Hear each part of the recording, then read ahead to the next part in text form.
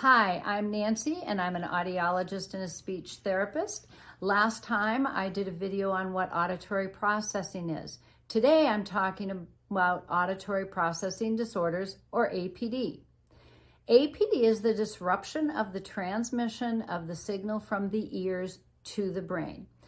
If you think of a cell phone, most of us have them. When you're talking on a cell phone, we expect to pick up the phone, hear what the person is saying. When we speak, we expect them to hear what we're saying.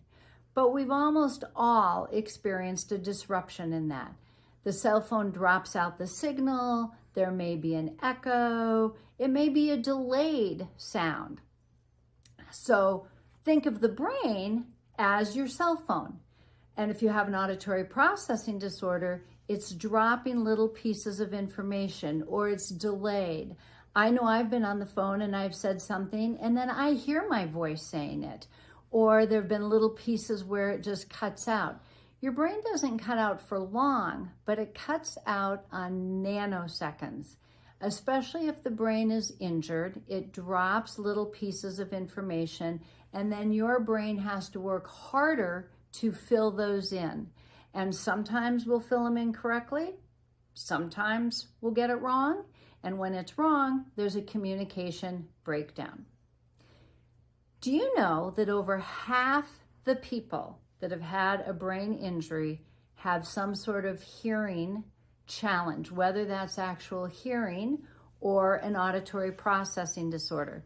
Most of the time, it's going to be the auditory processing. So what does APD look like? Do you feel like you do not hear as well as you did before your brain injury? Do sounds bother you more than what they used to, and others aren't bothered by them?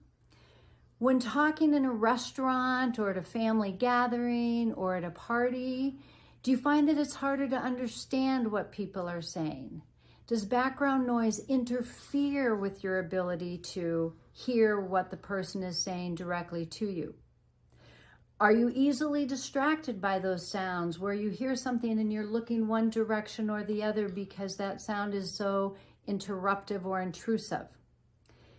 Is it harder to pay attention to things when there is background noise there, whether you're doing homework or whether you're trying to do other work and there are other sounds, fans going on or other conversations? Is it hard to focus? Do others tell you you don't listen or you have a listening or hearing problem?